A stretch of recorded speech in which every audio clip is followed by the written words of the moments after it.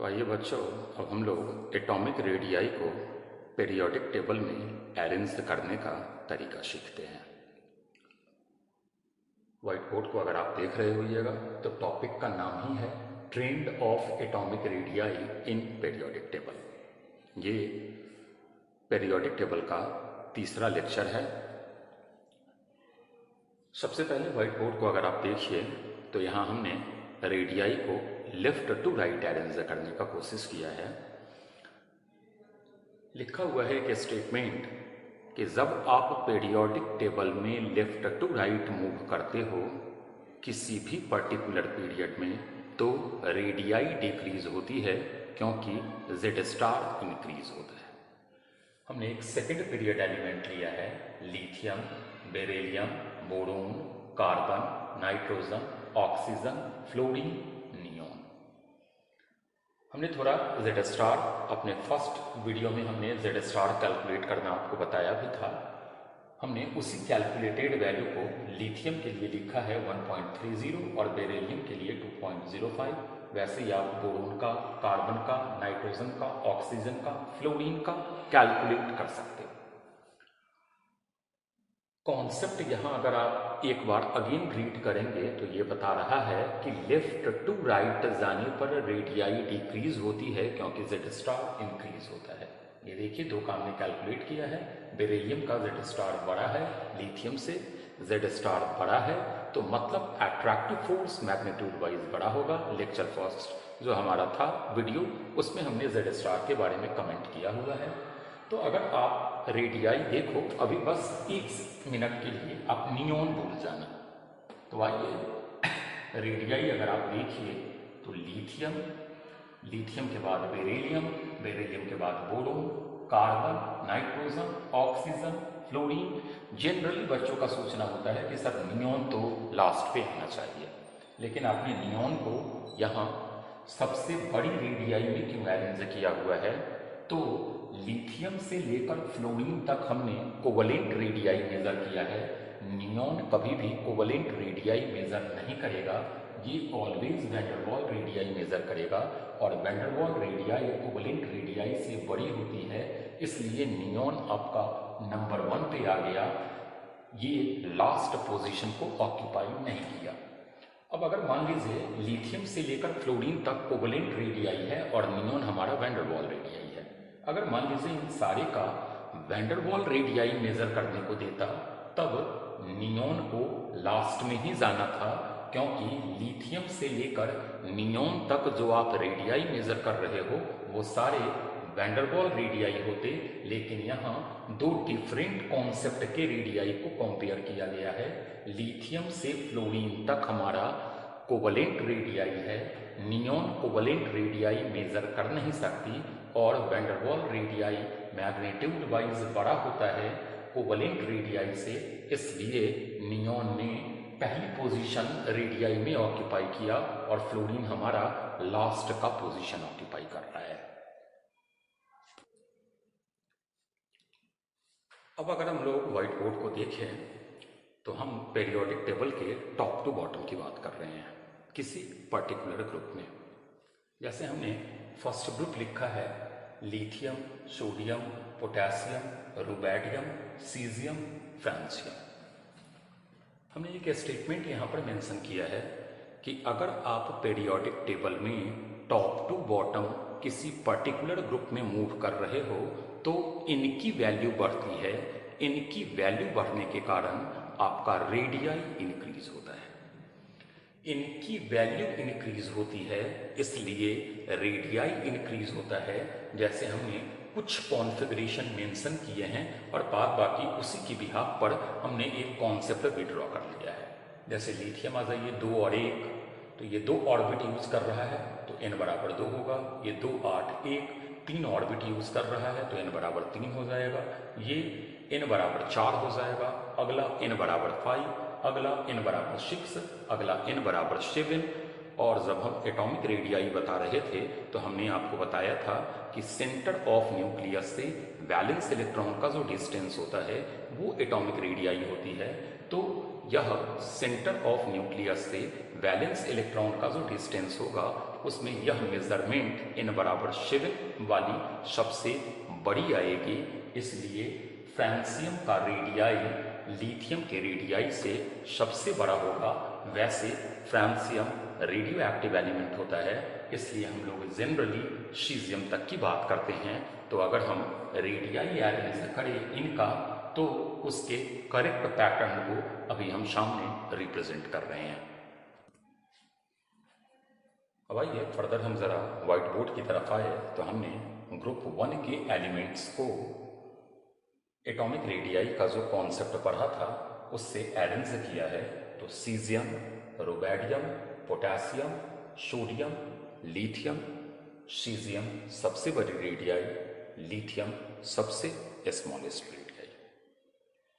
अब दो पैटर्न हम लोग जान चुके हैं, एक लेफ्ट टू राइट का पैटर्न और एक टॉप टू बॉटम का पैटर्न। लेफ्ट टू राइट पर रेडियाई डिक्रीज होती है और टॉप टू बॉटम पर left to right radii decrease होता है और टॉप टू बॉटम हमारा रेडियाई इंक्रीज होता है।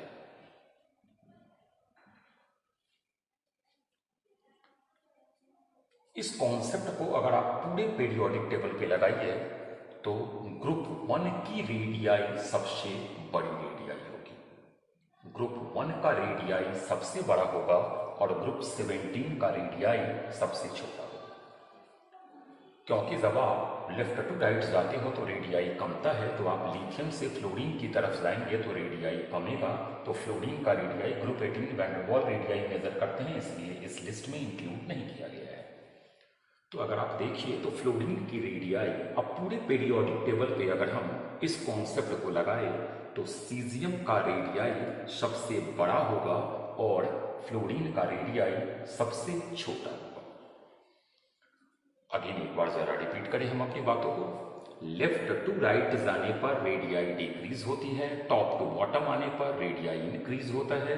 मतलब ग्रुप 1 की रेडियाई सबसे बड़ी होगी, ग्रुप 17 की रेडियाई सबसे छोटी होगी। अब उसमें अगर पूछ लिया कि सबसे लार्जेस्ट रेडियाई किस नून एलिमेंट का है तो आप बताओगे कि सीजियम की रेडियाई सबसे लार्जेस्ट है और फ्लोरीन की रेडियाई सबसे स्मॉलेस्ट है। अब इसके बाद हम लोग आयोनिक रेडियाई के बारे में जान रहे हैं। आयोनिक रेडियाई मतलब रेडियाई ऑफ आयंस। आयंस दो तरीके का है, एक केटाइन और एक एनायन, इसलिए हमने टॉपिक को फर्दर डिवाइड कर दिया है, केटाइन का रेडियाई और एनायन का रेडियाई। हमने केटाइन की रेडियाई में दो एग्जाम्पल्स लिए हैं, सोडियम और सोडियम का केटाइन और मैग्नीशियम, मैग्नीशियम का केटाइन। सोडियम का अगर आप कॉन्फ़िगरेशन लिखो तो 2 8 1 और Na+ का अगर आप कॉन्फ़िगरेशन लिखो तो 2 8। इसके N इज इक्वल टू, इसका N इज इक्वल टू 3 है और इसका N इज इक्वल टू 2 है। It means Na greater than Na+, radii wise reason N of Na is more than N of Na+. N is your orbit या shell.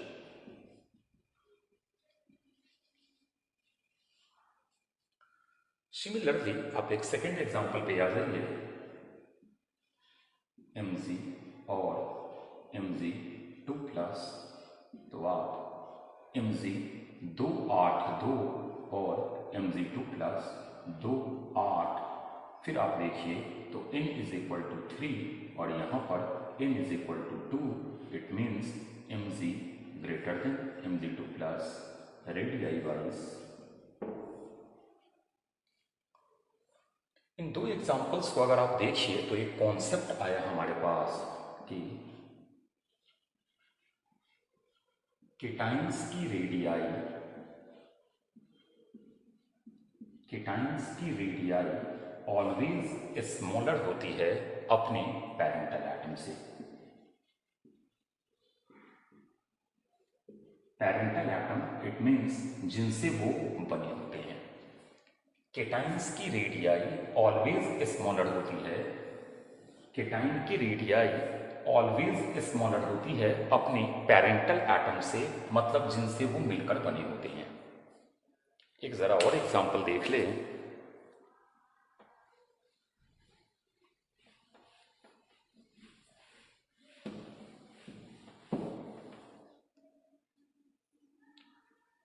तो आइए example है हमारे पास aluminium, aluminium plus, aluminium 2 plus और aluminium 3 plus. Aluminium 13, 2 8 3, 12, 2 8 1, 2 8 2, 2 8 1, 2 8। n is equal to 3, n is equal to 3, n is equal to 3, n is equal to 2। एक चीज always याद रखिएगा कि जब भी आप रेडियाई अरेंज कर रहे हो तो इन सबसे मेन फैक्टर होता है। तो अगर आप आ जाइए तो यह इन सबसे कम है क्योंकि इन 3 में इन 3 है। तो इतना तो कंफर्म हो गया कि यह सबसे स्मॉलेस्ट रेडियाई है, यह सबसे स्मॉलेस्ट रेडियाई है। अब एक बच्चे के पास प्रॉब्लम कि सर इन तीनों में इन तो कांस्टेंट है तो इनकी रेडियाई कैसे निकालेंगे। तो अगर इन कांस्टेंट हो तो E बाई जेड निकाला जाता है। E number of electrons, E number of electrons, Z atomic number. तो आइए जरा देखा जाए। E by Z number of electrons 13 by atomic number 13। E by Z निकालिए 12 बाई 13, E बाई जेड निकालिए 11 बाई 13। ऑलवेज एक चीज दिमाग में रखिएगा, E by Z applicable for constant है। E by Z is applicable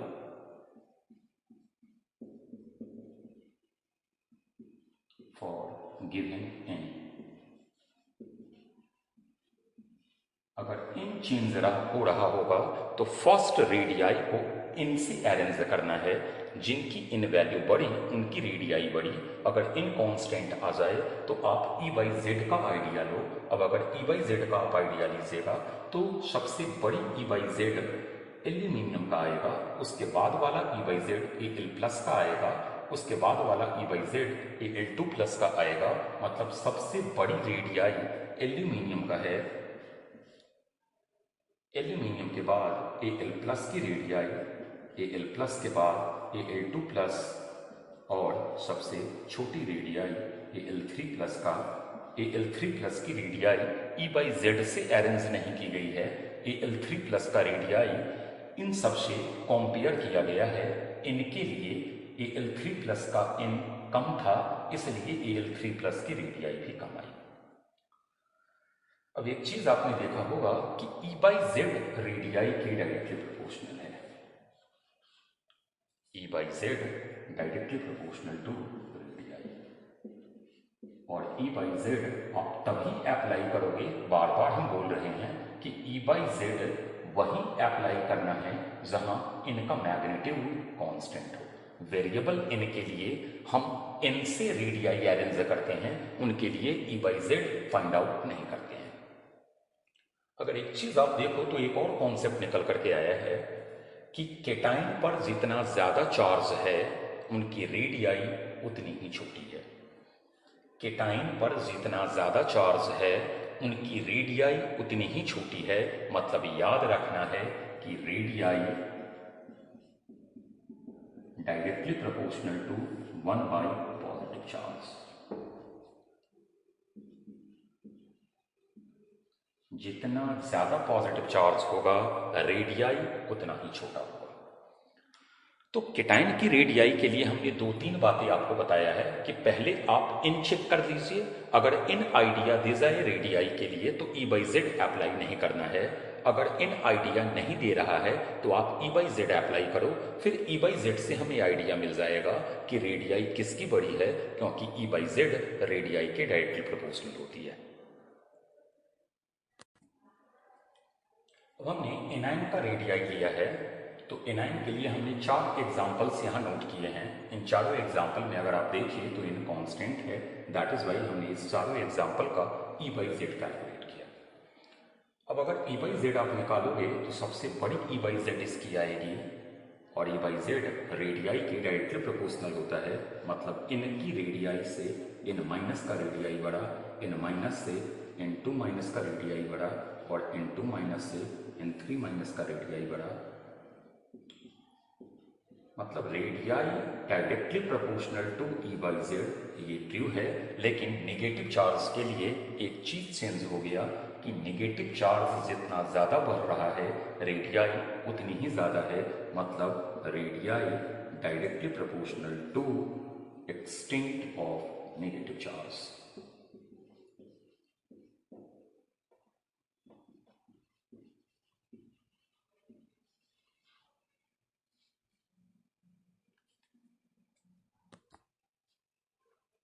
अब हम लोग आयंस में radii of isoelectronic species analyse कर रहे हैं।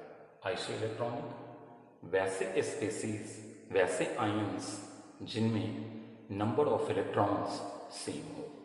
आइसो सेम इलेक्ट्रॉनिक का मतलब इलेक्ट्रॉन्स। कोई भी आइसो इलेक्ट्रॉनिक स्पेशीज में इनकांस्टेंट होता है। जैसे कि एग्जांपल देखिए, C4 minus, N3 minus, O2 minus, F minus. Electron निकाले तो 10 electron, 10 electron, 10 electron, 10 electron, 10 electron. चूंकि इन कांस्टेंट है तो हम लोग E बाई जेड अप्लाई कर सकते हैं। हमने इन सारे एग्जांपल्स में E बाई जेड कैलकुलेट किया, तो हमारा E बाई जेड कैलकुलेटेड यहाँ लिखा हुआ है।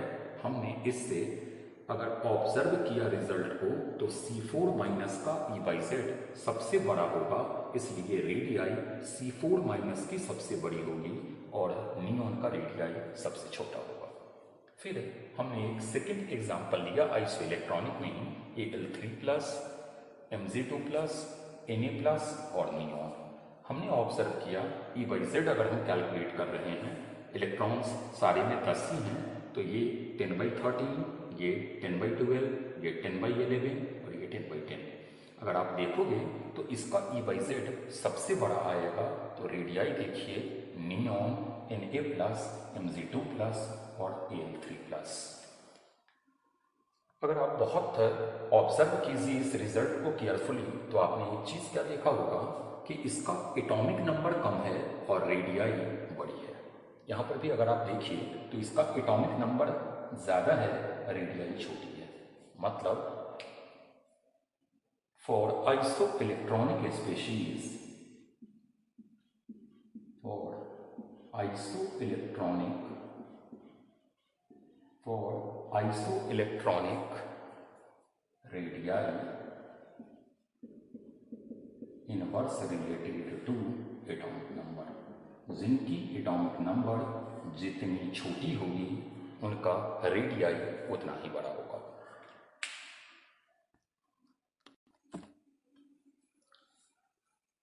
आइए हम लोग आयंस की रेडियाई के बाद एक बॉन्ड को मल्टीपल बनाकर उसकी रेडियाई कैलकुलेट करने की कॉन्सेप्ट को सीख रहे हैं। हमने एक डेटा दिया है, carbon single bond carbon, carbon double bond carbon, carbon triple bond carbon. Carbon single bond carbon का जो बॉन्ड लेंथ है वो 1.60 एंगस्ट्रॉम है। कार्बन डबल बॉन्ड कार्बन का जो बॉन्ड लेंथ है वो 1.30 एंगस्ट्रॉम है, और कार्बन ट्रिपल बॉन्ड कार्बन का जो बॉन्ड लेंथ है वो 1.20 एंगस्ट्रॉम है। अब इस सिंगली बॉन्डेड कार्बन में अगर हमें कार्बन का रेडियाई निकालना होता तो कुछ नहीं करना है। जो कॉन्सेप्ट हमने अर्लियर पढ़ा है, 1/2 इंटरन्यूक्लियर डिस्टेंस, 1/2 इंटरन्यूक्लियर डिस्टेंस। इस डबली बॉन्डेड कार्बन में भी अगर हमें कार्बन की रेडियाई निकालनी है तो कुछ नहीं करना है, इंटरन्यूक्लियर डिस्टेंस का हाफ। ट्रिपली बॉन्डेड कार्बन में भी अगर हमें कार्बन की रेडियाई फाइंड आउट करनी है तो हमारा जो रेडियाई आएगा वो इंटरन्यूक्लियर का half is equal to 0.60 angstrom. एक और चीज यहां से कॉन्सेप्ट हमारा मिला है कि बॉन्ड जितना मल्टीपल होता जाता है, मल्टीपल कहने का मतलब यहाँ ट्रिपल बॉन्ड आ गए, ये ज्यादा मल्टीपल हुआ इससे, क्योंकि यहाँ डबल बॉन्ड ही है। ये सबसे कम मल्टीपल है क्योंकि सिंगल बॉन्ड है। बॉन्ड जितना मल्टीपल होगा बॉन्ड लेंथ उतना ही कमता है। बॉन्ड लेंथ अगर कम रहा है तो ऑब्वियस सी बात है कि उस बॉन्ड के अंदर जो बॉन्डेड एटम है उनकी रेडियाई स्मॉल होगी।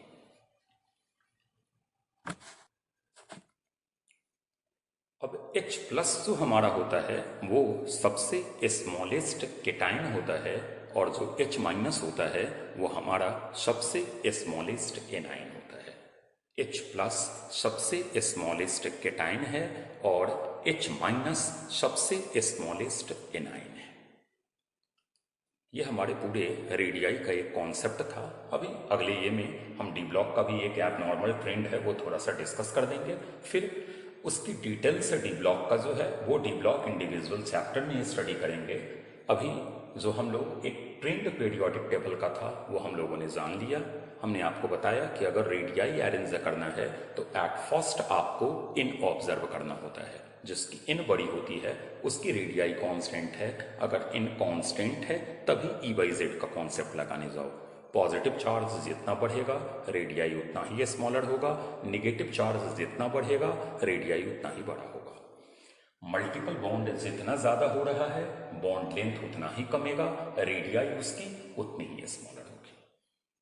Okay, thank you. आइए बच्चों, ये हमारा पीरियोडिक टेबल का सेकंड लेक्चर है। इससे पहले फर्स्ट लेक्चर में हमने classification of elements periodic table में आपको बताया था, जिसमें हमने ये समझाया था कि पीरियोडिक टेबल में हमारे जो एलिमेंट्स हैं वो एक्चुअली अरेंज्ड कैसे हैं। उनमें मेटल्स कौन हैं, उनमें नॉन मेटल्स कौन है, उनमें मेटलवाइड्स कौन है। फिर उसी लेक्चर में हमने आपको ये भी बताया था कि जो long form of periodic table है वो हमारा एलिमेंट्स के इंक्रीजिंग एटॉमिक नंबर के अकॉर्डिंग अरेंज्ड है। आज हम लोग अपने सेकेंड वीडियो को अपलोड कर रहे हैं जिसमें कि आप पीरियोडिक टेबल के नोन एलिमेंट्स की कुछ इम्पॉर्टेंट प्रॉपर्टीज़ के बारे में जानेंगे। उस इम्पॉर्टेंट प्रॉपर्टीज़ में जो सबसे पहली इम्पॉर्टेंट प्रॉपर्टीज़ है रेडियाई, हम उसके बारे में एक्सप्लेन कर रहे हैं। तो आप यहाँ आइए, ज़रा हम साइड हो जा रहे हैं। तो आप ब्लैक बोर्ड पे 3 फिगर ऑब्जर्व कर रहे होइएगा। उससे पहले हम ज़रा रेडियाई को क्लासीफाई कर दे। तो हमारे रेडियाई को 4 पार्ट में क्लासीफाई किया गया था, जिसमें atomic radii, covalent radii, van der Waal radii और मेटालिक रेडियाई था। यहाँ पर चौथी मेटालिक रेडियाई ड्रॉ नहीं की गई है क्योंकि मेटालिक रेडियाई हमारा सॉलिड स्टेट का एक पार्ट है और उसके लिए पैकिंग मोड हमें पता होना चाहिए।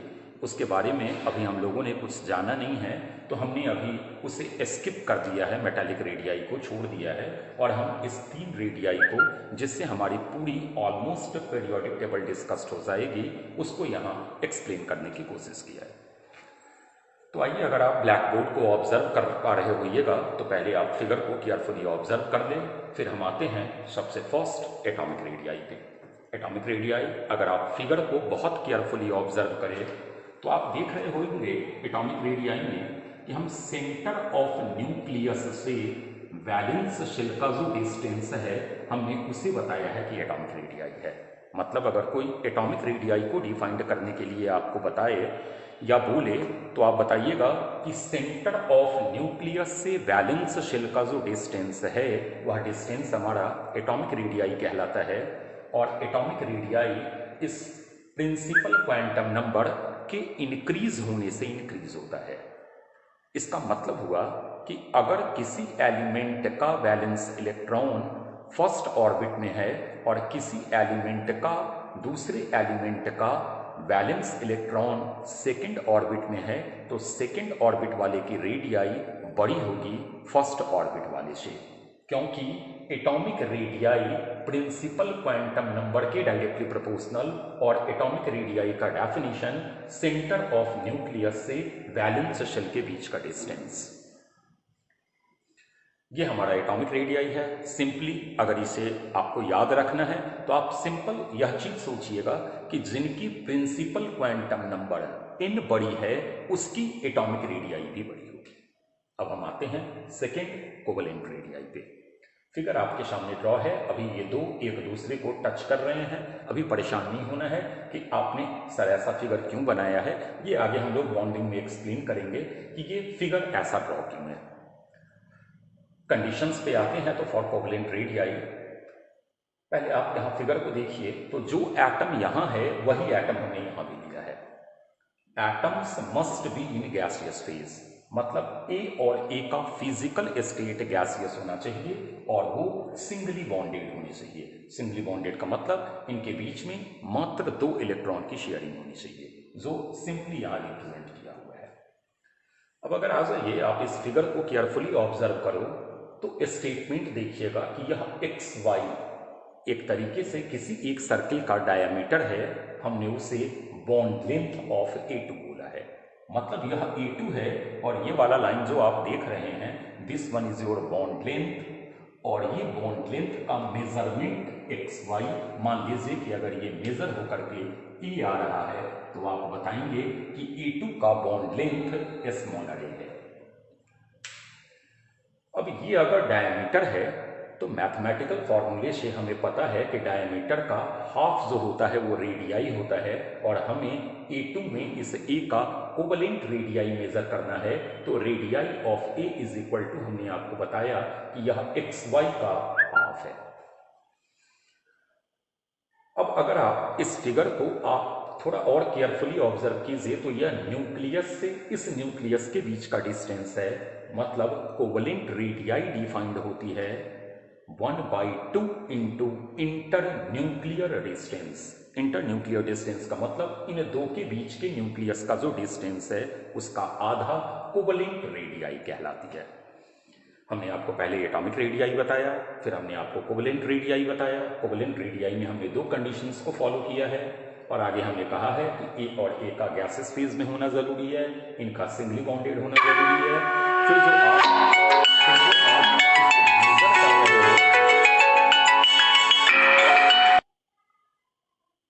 फिर जो आप इस इंटर न्यूक्लियर डिस्टेंस को मेजर कर रहे हो, उस इंटर न्यूक्लियर डिस्टेंस का जो 1/2 हुआ 1/2 हुआ वो हमारा कोवेलेंट रेडियाई कहलाता है। जैसे A/2 is covalent radii of A/2 is covalent radii of A, तो किससे? A2 से। अब आ जाओ हम थर्ड फिगर पे आ रहे हैं जो हमारा वैन डर वाल रेडियाई है। मेरा फिगर थोड़ा कट हो रहा है क्योंकि हमारा बिल्कुल लेफ्ट हैंड साइड पे वैन डर वाल रेडियाई का फिगर ड्रॉ है। तो आइए आपको अल्टीमेटली यह समझना है तो ज़रा देखें। तो वैन डर वाल रेडियाई का अगर आप फिगर देखिए तो मान लीजिए हमने वो गलती से यहाँ पे नोटेड हो गया था, हमने उसे इंक्लूड करके ये कर दिया। मान लीजिए इसी A2 में A का हमें वैन डर वाल रेडियाई मेजर करना है।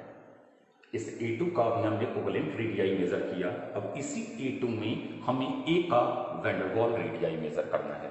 तो आप A2 मॉलिक्यूल्स ले आइए, जस्ट लाइक ये मान लीजिए A2 मॉलिक्यूल्स है। एक A2 मॉलिक्यूल्स को आप फिक्स कर दीजिए और दूसरे A2 मॉलिक्यूल्स को आप इसे अप्रोच करवाना स्टार्ट कीजिए लाइक दिस। ये जब नजदीक आ रहा होगा तो एक क्लोजेस्ट अप्रोच होगा, जिसके बाद कि यह A2 इसे फर्दर अप्रोच नहीं कर सकता, क्योंकि अब अगर फर्दर आप अप्रोच करवाओगे तो इसके न्यूक्लियस और इसके न्यूक्लियस और इसका वैलेंस इलेक्ट्रॉन और इसका वैलेंस इलेक्ट्रॉन इसे रिपील करना स्टार्ट करेगा। तो यह A2 जब इसे अप्रोच कर रहा हो तो वह मिनिमम डिस्टेंस जहां जाकर उससे और फर्दर इसे अप्रोच नहीं करवाया जा सकता, उसे हमने क्लोजेस्ट अप्रोच का नाम दिया। तो अब हम लोग को इस A का वैन डर वाल रेडियाई मेजर करना है। तो हमने किया क्या, जो फिक्स्ड हमारा A2 मॉलिक्यूल्स था उससे लेकर और जो क्लोजेस्ट हमारा मॉलिक्यूल्स था उस क्लोजेस्ट मॉलिक्यूल्स के बीच का जो डिस्टेंस है, जिसको हमने स्मॉल a से इस फिगर में दिखाया है, उस स्मॉल a का 1/2 इज द वैन डर वाल रेडियाई। अभी एक और फिगर दे रहे हैं, उस और फिगर से हमारा और ज्यादा क्लियर होगा। यहां पर भी कंडीशंस बिल्कुल वही है कि एटम्स का गैसियस फेज में होना जरूरी है, एज वेल एज उनका सिंगली बॉन्डेड होना जरूरी है। आइए अब व्हाइट बोर्ड पे देखिएगा तो हमने एक वैन डेर वाल के लिए सेकंड एग्जाम्पल। इस सेकंड एग्जाम्पल में हमने डाइएटॉमिक मॉलिक्यूल्स तो लिया है लेकिन हेट्रोडाइएटॉमिक मॉलिक्यूल्स लिया है। हेट्रो का मतलब ए और बी से मिलकर के बना हुआ हमारा ये डाइएटॉमिक मॉलिक्यूल्स है ए बी, जबकि पिछले वाले एग्जाम्पल्स में वो डाइएटॉमिक तो थे लेकिन होमोडाइएटॉमिक थे क्योंकि दोनों ही था। अब मान लीजिए कि हमें R van der Waal of B calculate करना है या R van der Waal of A calculate करना है, तो कैसे इसे कैलकुलेट किया जाए तो समझाने की हमने कोशिश किया है। हमने क्या किया, ए बी को फिक्स कर दिया, एक ए बी मॉलिक्यूल्स को हमने फिक्स किया। अब जिसका वैन डेर वाल रेडियाई निकालना है उसकी तरफ सेकेंड मॉलिक्यूल्स का इंटरफेस करके उसे क्लोजेस्ट अप्रोच करवाने स्टार्ट किए। जैसे मान लीजिए हमें बी का वैन डेर वाल रेडियाई निकालना है तो ए बी यह फिक्स्ड है, हम जो सेकेंड ए बी के मॉलिक्यूल्स को अप्रोच इसकी तरफ करवा रहे होंगे उसमें बी मॉलिक्यूल्स इस बी के सामने होना चाहिए। वही काम हमने किया है वाई और एक्स। अब this one is your closest approach, earlier बताया गया था, जहां आकर अब ए बी इसे फर्दर अप्रोच नहीं कर सके। मान लीजिए ये हमारा मेजरमेंट ए हुआ तो हमारा R van der Waal of B is equal to A by 2 है। सिमिलरली इस ए बी में अगर हमें R van der Waal of A निकालना है तो यह ए बी फिक्स था। अब हम इस ए को इसकी तरफ अप्रोच करवा रहे हैं। तो अगर आप केयरफुली देखिए तो मान लीजिए कि ये मेजरमेंट हमारा बी अगर आ गया हो तो R van der Waal of A is equal to B by 2। उम्मीद कर रहे हैं कि वैन डेर वाल रेडियाई समझ में आ गया होगा। अब अगर आप कोवलेंट रेडियाई और वैन डेर वाल रेडियाई के फिगर को कंपेयर करो तो एक चीज क्लियर है कि van der Waal radii covalent radii से बड़ी होती है। अब एक चीज ऑलवेज दिमाग में रखना है कि ग्रुप 18 एलिमेंट्स, जिनको नोबल गैस भी बोला जाता है, हमने अपने फर्स्ट लेक्चर में आपको बताया भी था कि ग्रुप 18 के सारे एलिमेंट्स गैस फेज में होते हैं। तो ग्रुप 18 जो नोबल गैस है वो always van der Waal radii measure करता है। Group 18 always van der Waal radii measure करता है, जबकि उससे पीछे वाले ग्रुप्स की आप कोवलेंट या वैन डेर वाल दोनों रेडियाई मेजर कर सकते हो। यहां तक की बातें कोवलेंट, एटॉमिक और वैन डेर वाल रेडियाई का जो एक बेसिक समझने वाली बात थी वो हमने आपको बता दिया।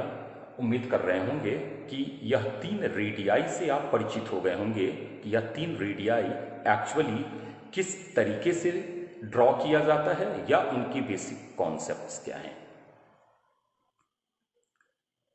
अब आगे आइए, हमारा फिर एक फिगर ड्रॉ है। डाइएटॉमिक मॉलिक्यूल्स होमो है A2, X और Y है। Bond length of A2 is equal to XY is equal to radii of this A plus radii of, sorry, this one is again A, radii of this A plus radii of second A। इस A का radii और इस A के radii को अगर आपने add किया है तो जो XY आएगा वो बॉन्ड लेंथ ऑफ A2 होगा। लेकिन आगे एक बहुत इंपॉर्टेंट इंफॉर्मेशन हमने आपको नीचे दिया है कि अगर इन दो बॉन्डेड एटम के बीच में इलेक्ट्रोनेगेटिविटी डिफरेंस हो, ए और बी अगर डिसिमिलर एटम्स हों और उनके बीच में इलेक्ट्रोनेगेटिविटी डिफरेंस अगर हो रहा हो तो वह बॉन्ड समवट आयोनिक हो जाता है। हम लोग केमिकल बॉन्डिंग में फाजन्स रूल में इन चीजों को जानेंगे।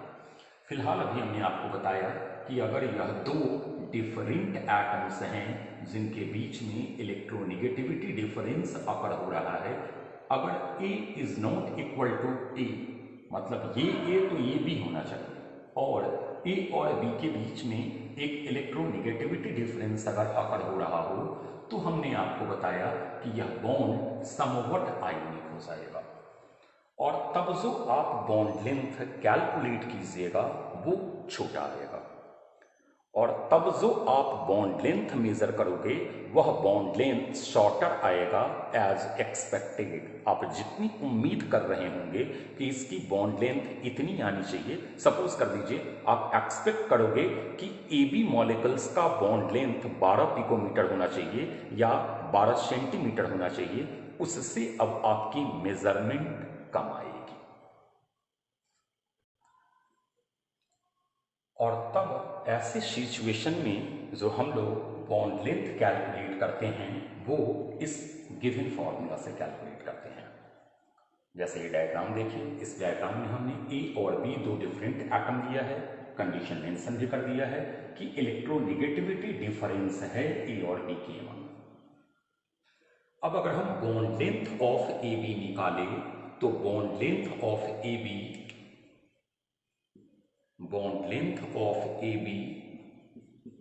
is not equal to radii of A plus radii of B since electronegativity shortcut लिखा हुआ है, डिफरेंस इज प्रेजेंट। हाँ, अगर ये इलेक्ट्रोनेगेटिविटी डिफरेंस प्रेजेंट नहीं हो और डाई एटॉमिक मॉलिक्यूल्स हेट्रो भी हो तो यह फॉर्मूला लगाया जा सकता है, लेकिन इलेक्ट्रोनेगेटिविटी डिफरेंस आ जाने पर आपको यह एडिशनल जो एक टर्म देख रहे हैं वो इस फॉर्मूले में इंट्रोड्यूस करना होगा। तो हमने यहाँ पर एक फिगर ड्रॉ किया, A और B हमारे दो हेट्रोडाइएटॉमिक मॉलिक्यूल्स हैं, A और B के बीच में हमारा इलेक्ट्रोनेगेटिविटी डिफरेंस है, हम bond length of AB measure कर रहे हैं। तो हमने आपको बताया कि bond length of AB is equal to radius of A plus radius of B minus 0.09 electronegativity जो हमारा वैल्यू है A का minus electronegativity value of B। इससे आप A और B का जो एक्चुअल बॉन्ड लेंथ होगा वो फाइंड आउट कीजिएगा। वहीं पर हमने आपको एक कॉन्सेप्ट और बताया कि अगर A और B के बीच में भले ही वो डाई एटॉमिक हेट्रो ही क्यों नहीं हो, लेकिन अगर उनके बीच में इलेक्ट्रोनेगेटिविटी डिफरेंस अगर नहीं हो रहा हो तो आप सिंपली उसे लगा सकते हो bond length of AB is equal to RA plus RB। मतलब इस फॉर्मूले को थोड़ा सा इंप्रूव किया जा सकता है, bond length of AB is equal to R of A plus R of B if electronegativity difference is negligible.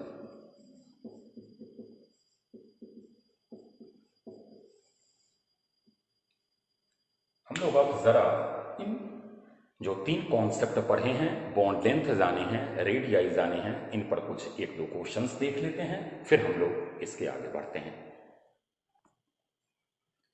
आइए, हमने दो एग्जांपल्स यहाँ नोट किया है। हमने पहले एग्जांपल में दिया है कि अगर बॉन्ड लेंथ H2 का 0.74 एंगस्ट्रम है तो रेडियाई ऑफ हाइड्रोजन क्या होगा। सेकंड, बिल्कुल फर्स्ट से मिलता हुआ क्वेश्चन, अगर बॉन्ड लेंथ Cl2 का 1.98 एंगस्ट्रम है तो क्लोरीन का रेडियाई क्या होगा। डायग्राम से बनाते हैं फर्स्ट क्वेश्चन को। बॉन्ड लेंथ है H2 का, H यही डिस्टेंस दिया हुआ है हमारा 0.74।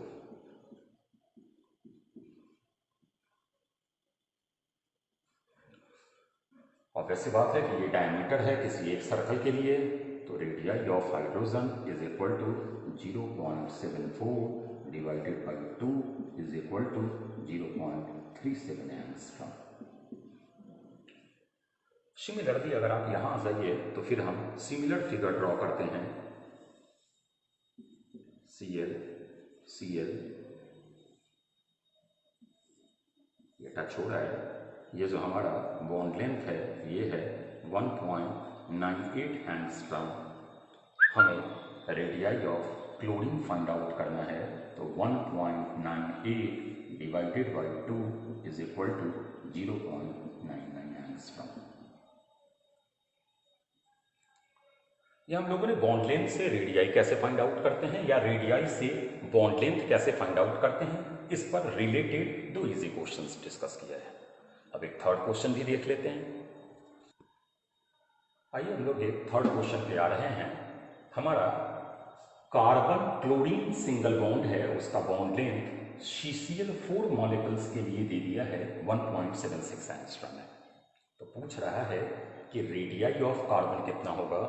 क्वेश्चन में कंडीशन दे दिया है कि आप मानकर चलिए कि इनके बीच में इलेक्ट्रोनेगेटिविटी डिफरेंस नहीं है। अगर इलेक्ट्रोनेगेटिविटी डिफरेंस होता तो फिर हम लोग जो फॉर्मूला अर्लियर डिस्कस किए हैं उसको यूज़ करते। उसको यूज़ करने के लिए हमें इलेक्ट्रोनेगेटिविटी वैल्यू ऑफ कार्बन और क्लोरीन पता होना चाहिए था।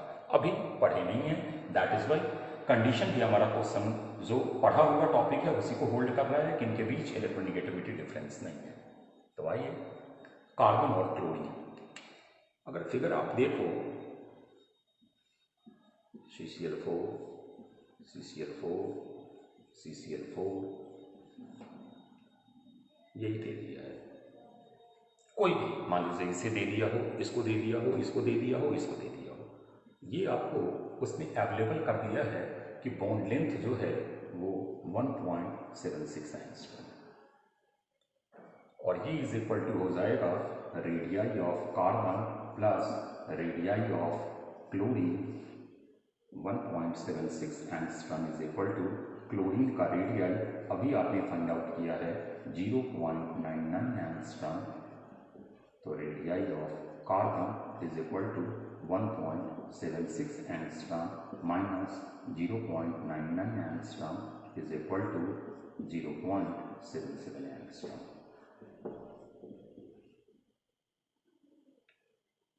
होप कर रहे हैं समझ में आ गया होगा।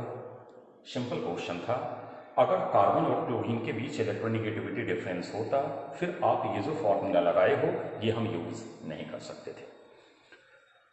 तो अब आइए, अब इसके बाद हमारा जो पीरियोडिक टेबल में रेडियाई का ट्रेंड है उसे हम लोग अगले वीडियो में देखेंगे। Thank you. Good morning students. हम लोग आज पीरियोडिक टेबल चैप्टर के बारे में थोड़ा समझने का कोशिश कर रहे हैं। सबसे पहली बात कि पीरियोडिक टेबल है क्या।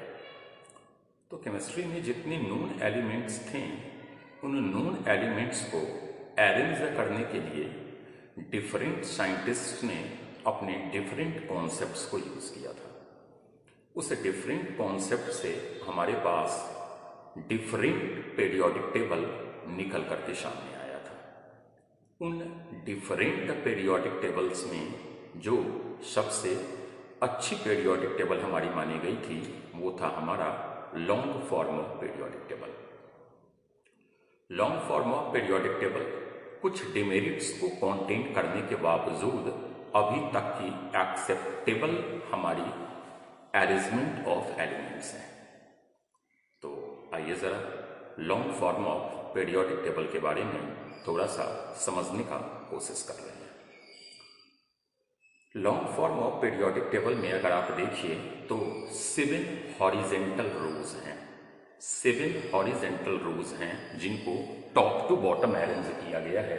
जो अगर आप ब्लैक बोर्ड देखिए तो 1 2 3 4 5 6 7 हॉरिजेंटल रोज जिनको टॉप टू बॉटम अरेंज किया गया है उसका नाम पीरियड दिया गया।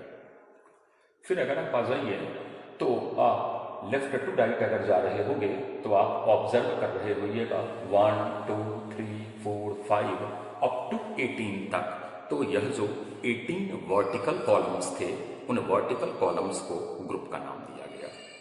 मतलब long form of periodic table में हमारे पास 7 टॉप टू बॉटम्स जो नंबर आप देख रहे हो उनको पीरियड का नाम दिया गया और 1 to 18 जो वर्टिकल कॉलम्स हैं उनको ग्रुप का नाम दिया गया। अब इस 1 to 18 जो हमारे वर्टिकल कॉलम्स हैं और 1 to 7 जो हमारे हॉरिजेंटल रोज हैं उनमें अगर आप देख पा रहे होइएगा तो एक चीज ऑब्जर्व कर रहे होइएगा कि 1 और 2 जो हमारा ग्रुप है वो इस ब्लॉक एलिमेंट लिखा हुआ है। 3 से लेकर 12 तक डी ब्लॉक एलिमेंट हैं और 13 से लेकर 18 तक हमारा पी ब्लॉक एलिमेंट्स हैं। इसके नीचे भी हमारा एफ ब्लॉक एलिमेंट्स आता है, जिन एफ ब्लॉक एलिमेंट्स में हम लोग 4f और 5f सीरीज बोलते हैं, लैंथेनम, और उसके बाद अगर 5f पे आ जाइए तो एक्टिनियम सीरीज। उसको हम अगले स्लाइड में जो हमारा आएगा उसमें हम 4f और 5f को भी दिखाएंगे। अभी जैसा हमने आपको बताया कि पीरियड्स जो हैं उनको 1 to 7 नंबर दिया गया था और ये टॉप टू बॉटम एलिमेंट्स थे। यह जो 1 to 7 हमारा नंबर है ये किसी भी एलिमेंट के प्रिंसिपल क्वांटम नंबर से डिसाइड होता है, जिसको अभी जस्ट समझाने के बाद हम एक दो एग्जाम्पल से आपको बताएंगे। यह हमारा long form of periodic table है। इस long form of periodic table में अगर आप ऑब्जर्व करें तो हमारे 7 हॉरिजेंटल रोज हैं जिनको पीरियड का नाम दिया गया और 18 वर्टिकल कॉलम्स हैं जिनको ग्रुप का नाम दिया गया। अब जितने नून एलिमेंट्स हमारे पास थे उन नून एलिमेंट्स में ऑलमोस्ट 80%, मान लीजिए अगर हमारे पास 100 एलिमेंट नून हुआ तो उस 100 एलिमेंट का 80% मतलब 80 जो एलिमेंट था वो मेटल्स। अब मेटल्स की जरा पोजीशन अगर हम देख ले, एक रफ आइडिया अभी हम लोग पोजीशन का देख रहे हैं, तो बोलता है कि यह जो एस ब्लॉक एलिमेंट आपका है वो, यह जो बीच में आपके डी ब्लॉक एलिमेंट्स आ रहे हैं, सो बिल्कुल लेफ्ट साइड पे अगर आप ऑब्जर्व कीजिए तो एस ब्लॉक एलिमेंट बिल्कुल मिडिल पोजीशन पे आ जाइए तो डी ब्लॉक एलिमेंट्स, अभी नीचे हमने आपको बताया था कि अगले स्लाइड में हम आपको दिखाएंगे एफ ब्लॉक एलिमेंट्स, और इस पी ब्लॉक में जो हायर मेंबर हैं वो हमारे मेटल्स की पोजीशन होती है। क्या हमने आपको बताया, अगेन जरा एक बार समझेंगे। बिल्कुल एक्सट्रीम लेफ्ट साइड जो हमारा एस ब्लॉक एलिमेंट है, मिडिल पोजीशन जो हमारा डी ब्लॉक एलिमेंट है, अभी यहाँ पर हमारा रिप्रेजेंटेड नहीं है, लेकिन जब आप long form of periodic table देखिएगा तो इस पीरियोडिक टेबल के नीचे हमारा एफ ब्लॉक एलिमेंट्स आता है और इस पी ब्लॉक में जो हाइयर एलिमेंट्स हैं मतलब नीचे वाले के जो एलिमेंट्स हैं वो हमारा मेटल्स होता है। अब अगर मेटल की बात करें तो मेटल जेनरली सॉलिड होते हैं एक्सेप्ट मरकरी जो हमारा लिक्विड होता है रूम टेम्परेचर पे। मेटल्स जो होते हैं वो जेनरली सॉलिड होते हैं, मरकरी को छोड़कर। मरकरी हमारा रूम टेम्परेचर पे लिक्विड होता है। अब अगर हम बात करें नॉन मेटल्स की, तो नॉन मेटल्स जो होते हैं उनकी नंबर्स, अभी हमने बताया कि अगर मान लीजिए आपके पास 100 एलिमेंट्स नोन हैं तो 100 एलिमेंट्स में 80% अप्रॉक्स मेटल है। इसका मतलब नॉन मेटल्स की पोजीशन, नॉन मेटल्स का नंबर काफी कम होता है। अब उस नॉन मेटल में कुछ मेटलवाइड्स भी आएंगे, कुछ नॉन मेटल भी होगा, तो इसलिए हम आपको बता रहे हैं कि जो नॉन मेटल्स होते हैं वो काफी कम होते हैं। अब नॉन मेटल्स कौन कौन है पहले हम जरा आपको बोल दे, फिर हम इस पे रिप्रेजेंट भी करेंगे कि नॉन मेटल है कौन कौन। तो आइएगा जरा आप देखिएगा, group 13, group 14, group 15, group 16, group 17, group 18। 13 से लेकर 18 तक जो हमारा पी ब्लॉक एलिमेंट्स है वो इन जनरल नॉन मेटल्स की कलेक्शन होता है। लेकिन अभी हमने आपको एक बात बताया कि पी ब्लॉक एलिमेंट्स में जो हायर एलिमेंट्स होते हैं वो हमारे मेटल्स को भी रिप्रेजेंट कर सकते हैं। कार्बन ग्रुप 14 में आ जाइए, बोरोन ग्रुप 15 में आ जाइए, फास्फोरस ग्रुप 15 में आ जाइए, सल्फर ग्रुप 16 में आ जाइए, सेलेनियम उसके बाद उसी ग्रुप में, और आयोडीन जो हमारा होता है वो सॉलिड होता है। अगेन एक बार रिपीट कर दे, carbon, boron, phosphorus, sulphur, selenium और हमारा आयोडीन जो होता है वो सॉलिड होता है। सिर्फ Pr2 वह नॉन मेटल है जो हमारा लिक्विड होता है रूम टेम्परेचर पे। रिमेनिंग नॉन मेटल्स जो हमारे होते हैं इंक्लूडिंग नोबल गैस, रिमेनिंग जो हमारे नॉन मेटल्स हैं including noble gas like hydrogen, oxygen, nitrogen, fluorine, chlorine, वो गैसेस होते हैं। अब अगर आप इस व्हाइट बोर्ड को फर्दर ऑब्जर्व कीजिए तो हमने 13 से लेकर के 18 तक में जो एलिमेंट्स प्लेस्ड थे हमने उसे भी प्लेस कर दिया है। तो आप जरा इस प्लेस्ड एलिमेंट्स पे कुछ स्टेटमेंट हम आपको दे रहे हैं, आप व्हाइट बोर्ड ऑब्जर्व करके उस स्टेटमेंट को केयरफुली सुनिएगा। सिलिकॉन अगर आप ऑब्जर्व कीजिए तो ग्रुप 14 में आ रहा है और जर्मेनियम ग्रुप 14 में। नेक्स्ट आ जाइए आर्सेनिक, एंटीमनी, एंटीमनी एस भी होता है हमारा, आर्सेनिक और एंटीमनी।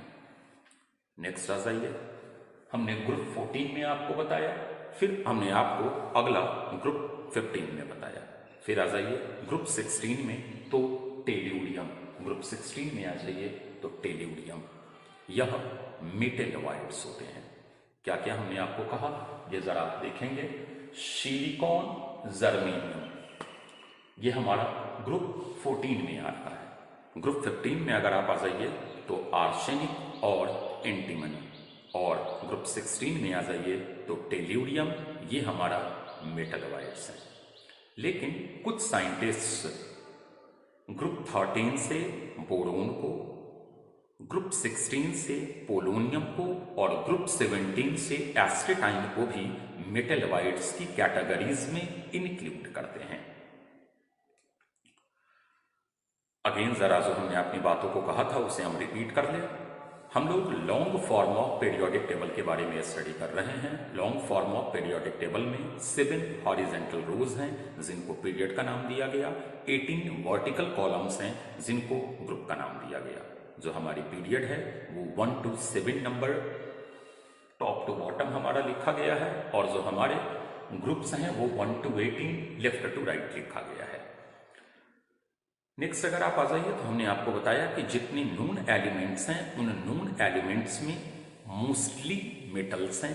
मेटल्स कौन कौन से हैं तो एस ब्लॉक एलिमेंट, मेटल हमारा डी ब्लॉक एलिमेंट्स है, हायर पी ब्लॉक एलिमेंट्स है और एफ ब्लॉक एलिमेंट्स हैं।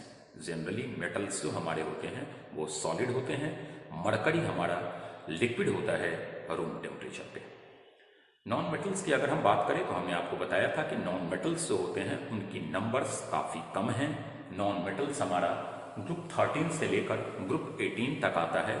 उसी नॉन मेटल्स में हमने आपको कुछ अगेन बातें बताई, जैसे हमने आपको बताया कि भाई अगर आप सिलिकॉन पे आ जाओ, अगर आप जर्मेनियम पे आ जाओ जो हमारा ग्रुप 14 से है, आर्सेनिक पे आ जाओ, एंटीमनी पे आ जाओ जो हमारा ग्रुप 15 से है, और टेल्यूरियम से आ जाओ जो हमारा ग्रुप 16 से है, तो वो हमारे मेटलवाइड्स को रिप्रेजेंट करते हैं।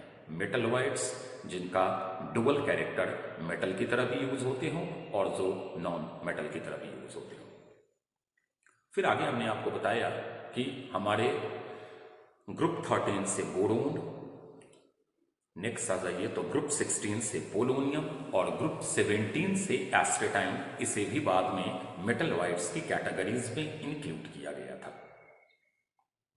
अब फर्दर अगर हम नॉन मेटल्स के फिजिकल स्टेट पे आ जाएं तो हमने आपको बताया कि carbon, boron, phosphorus, sulphur, selenium और आयोडीन यह हमारा सॉलिड होता है। Br2 वह अकेला नॉन मेटल है जो लिक्विड होता है रूम टेम्परेचर पे, और remaining non metals including noble gas जैसे hydrogen, oxygen, nitrogen, fluorine, chlorine, ये सारे गैसेस होते हैं।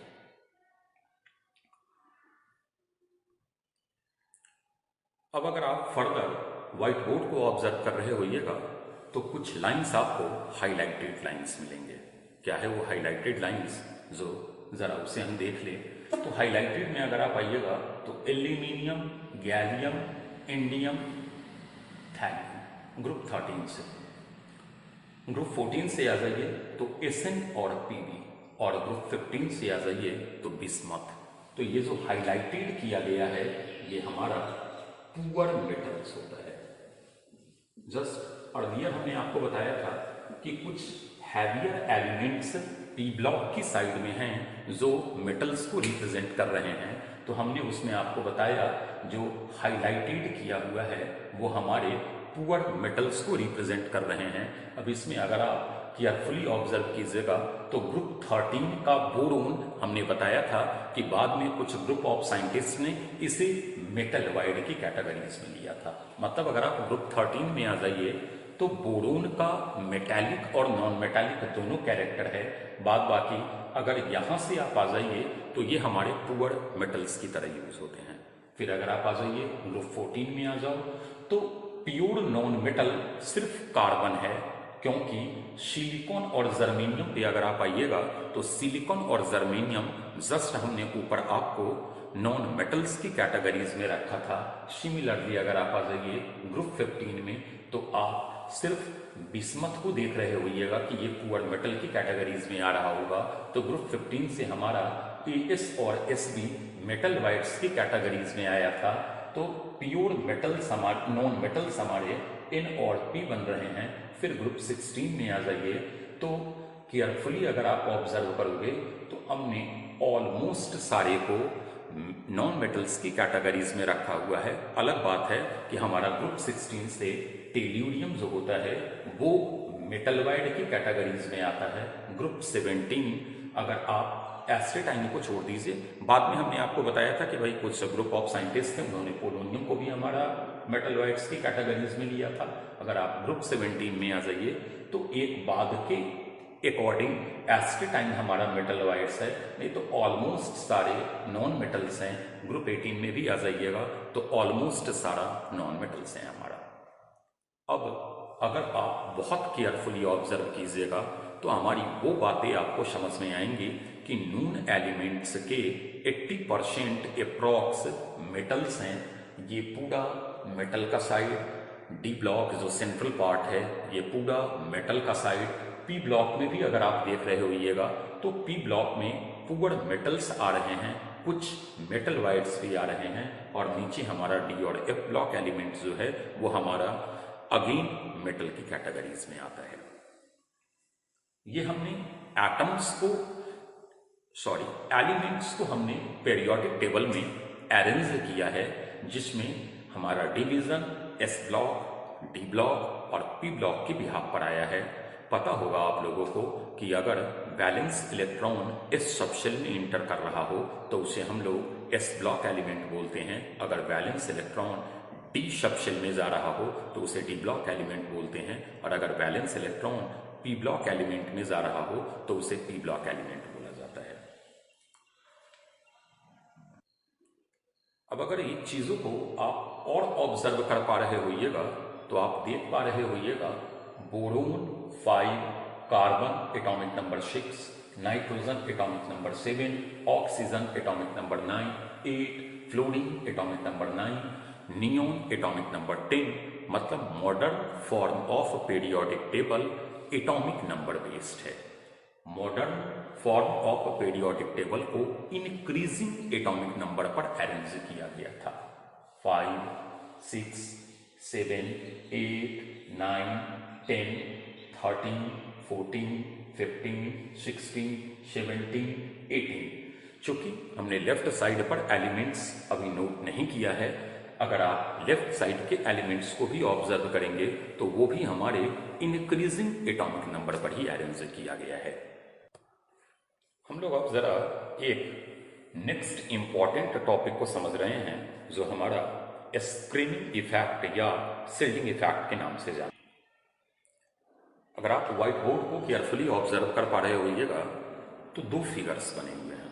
एक मोनो इलेक्ट्रॉन सिस्टम जिसमें मात्र एक इलेक्ट्रॉन है, और एक हमारा मल्टी इलेक्ट्रॉन सिस्टम जिसमें एक से ज्यादा इलेक्ट्रॉन प्रेजेंट है।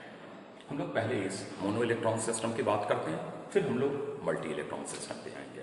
अभी हमने आपको बताया कि हम लोग अभी बहुत इंपॉर्टेंट कॉन्सेप्ट सील्डिंग इफेक्ट को समझ रहे हैं। तो आइए मोनो इलेक्ट्रॉन सिस्टम में समझें। Valence electron negatively charge, nucleus positively charge, that is why nucleus valence electron को अपनी तरफ अट्रैक्ट करता है। इस प्रोसेस को या इस फोर्स को न्यूक्लियर फोर्स बोला जाता है। इसके कारण यह जो आप आउटर मोस्ट शेल देख रहे हो, जिसको ऑर्बिट बोलते हैं, ये समवट न्यूक्लियस की तरफ अट्रैक्ट हो जाता है, जिसको आगे हम लोग रेडियाई में और ब्रीफली एक्सप्लेन करेंगे। हमारा ये जो वैलेंस इलेक्ट्रॉन है यह न्यूक्लियस की तरफ अट्रैक्ट हो गया। मतलब न्यूक्लियर फोर्स वह फोर्स है जिसमें वैलेंस इलेक्ट्रॉन को न्यूक्लियस अपनी तरफ अट्रैक्ट करता है। अब हम लोग आते हैं इस मल्टी इलेक्ट्रॉन सिस्टम पे। वैलेंस इलेक्ट्रॉन को न्यूक्लियस अपनी तरफ अट्रैक्ट करता है। बच्चों का ये पैरेलल क्वेश्चन होता है कि सर इस न्यूक्लियस के नजदीक तो ये वाला ऑर्बिट और ये वाला ऑर्बिट है, तो आखिर न्यूक्लियस इन पर और इन पर अट्रैक्टिव फोर्स क्यों नहीं लगाता?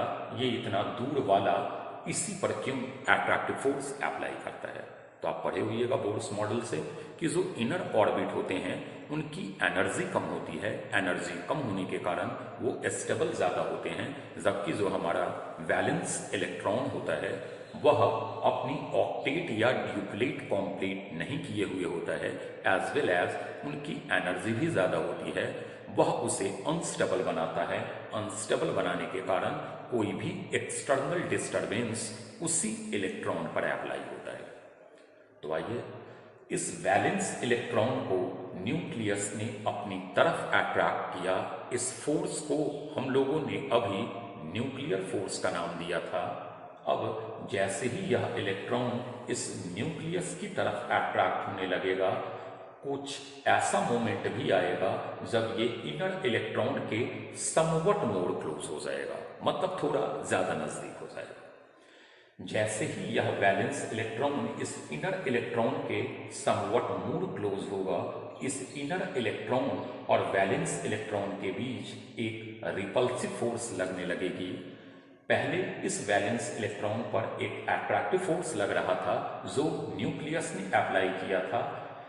अट्रैक्टिव फोर्स के कारण यह इलेक्ट्रॉन जब समवट क्लोज होता है तो इनर इलेक्ट्रॉन और वैलेंस इलेक्ट्रॉन में एक रिपल्सिव फोर्स लगता है। मैग्नीट्यूड वाइज अट्रैक्टिव फोर्स ज्यादा पावरफुल होते हैं रिपल्सिव फोर्स से। इसके कारण इस वैलेंस इलेक्ट्रॉन पर साइमल्टेनियसली दो फोर्सेस ऑपरेट होते हैं, एक अट्रैक्टिव और एक रिपल्सिव। इस ओवरऑल दो फोर्सेस के कारण यह वैलेंस इलेक्ट्रॉन न्यूक्लियस की तरफ बहुत इफेक्टिवली अट्रैक्ट नहीं हो पाता, क्योंकि इनर इलेक्ट्रॉन इस अट्रैक्टिव फोर्स को समवट रिड्यूस कर देता है। इस पूरी प्रोसेस को स्क्रीनिंग इफेक्ट या शिल्डिंग इफेक्ट बोला जाता है। तो क्या है शिल्डिंग इफेक्ट? तो वैलेंस इलेक्ट्रॉन को न्यूक्लियस की इफेक्ट से बचाने वाला इनर इलेक्ट्रॉन होता है। This one is called shielding effect. तो जरा हम इसे डिफाइन कर ले कि स्प्रिंग इफेक्ट क्या है। तो decrease in force of attraction. Force of attraction nucleus और वैलेंस इलेक्ट्रॉन के बीच में है, उनका डिक्रीज होना। क्यों डिक्रीज हो रहा है? तो due to presence of repulsive force created by inner electrons is known as shielding effect. मतलब अगर किसी में शिल्डिंग इफेक्ट ऑपरेट हो रहा है तो वैलेंस इलेक्ट्रॉन को न्यूक्लियस बहुत इफेक्टिवली अपनी तरफ अट्रैक्ट नहीं कर पाएगा। फर्दर अगर आप व्हाइट बोर्ड को देखें तो व्हाइट बोर्ड पे दो तीन बातें लिखी हुई हैं। अब जरा हम इन चीजों को एक्सप्लेन करें। तो अभी हमने आपको बताया कि मल्टी इलेक्ट्रॉन सिस्टम में वैलेंस इलेक्ट्रॉन पर साइमल्टेनियसली दो फोर्सेस ऑपरेट हो रहे हैं, एक अट्रैक्टिव फोर्स और एक repulsive force. Attractive force magnitude wise बड़ा होता है और रिपल्सिव फोर्स से। और जैसा हम लोग अर्लियर अपने लोअर क्लास से ही जानते आ रहे हैं कि अगर किसी सिस्टम पे एक से ज्यादा फोर्स ऑपरेट हो रहे हो तो हम लोग रिजल्टेंट फोर्स निकालते हैं। पीरियोडिक टेबल में उसी रिजल्टेंट फोर्स का नाम Z स्टार है, जिसे इफेक्टिव न्यूक्लियर फोर्स बोला जाता है। और यह इफेक्टिव न्यूक्लियर फोर्स है क्या? तो attractive force minus repulsive force. Just पीछे अभी हमने आपको बताया था कि मैग्नीट्यूड वाइज अट्रैक्टिव फोर्स बड़ा होता है रिपल्सिव फोर्स से, तो इस जेड स्टार की मैग्नीट्यूड ऑलवेज ग्रेटर देन 0 आती है। अब हमने एक एग्जाम्पल दिया है कि हमारे पास दो सिचुएशंस हैं। पहली सिचुएशन में जेड स्टार 10 है और दूसरी सिचुएशन में जेड स्टार 8 है। आप इस रिजल्ट को कैसे एक्सप्लेन करोगे? तो आइए जरा समझें। जिसमें जेड स्टार 10 है, मतलब जिस जेड स्टार का मैग्नीट्यूड बड़ा है उसके अट्रैक्टिव फोर्स मैग्नीट्यूड वाइज बड़े होंगे या रिपल्सिव फोर्स मैग्नीट्यूड वाइज छोटा होगा।